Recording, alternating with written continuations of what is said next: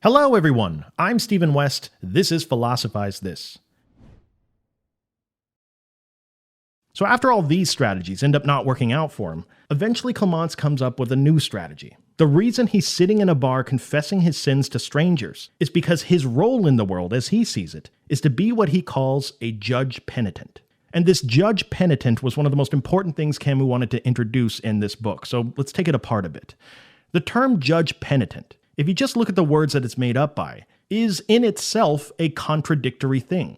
On one hand, you are a judge, which is obviously someone judging others for what they do wrong. But on the other hand, for Camus, you are a penitent, which is the root of the word penitentiary, or someone that feels extremely remorseful for all the things that they have done wrong. The simple way to describe it is that if I can judge myself before others can judge me, then I never have to feel the guilt that comes along when somebody points out something that I'm doing wrong. And it puts me in a great position to criticize others because I'm always swinging upward with every criticism. Let's talk about an example of this. Think of any privileged group you want out there, and think of how capable any one member of that privileged group is of engaging in a sort of self-hatred that makes attacking them almost feel pointless. Here's the kind of things a judge penitent will say. Hi, I'm a member of whatever group, and I'm here to say on behalf of the group that we are horrible. Shame on us for how horrible we have been for so long. And there are, of course, members of my group that are still doing these horrible things, but at least when it comes to me, I'm one of the ones that recognizes how horrible I am. I don't even deserve to be talking to you right now. That's the penitent, remorseful side of this. And then what gets smuggled in inevitably is the judging side of it. Because now that I position myself as the lowest rung on the ladder of society, once I've confessed all of my sins, now I can launch attacks at any group out there that I want. Because what's the point of you coming back and reiterating what I just said about myself?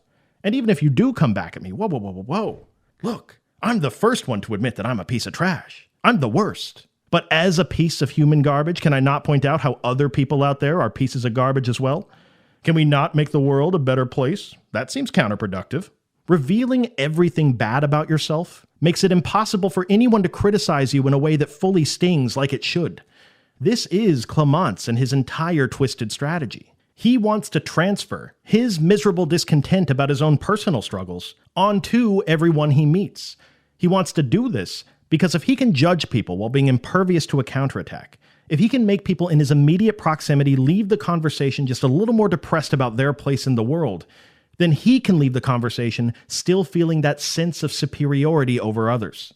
Camus is not the voice of wisdom in this book. Camus is a tortured man, so consumed by needing to be better than the people around him that he doesn't actually do the work of being a better person. He just plays a game that allows him to feel one step ahead, showing people how messed up they are.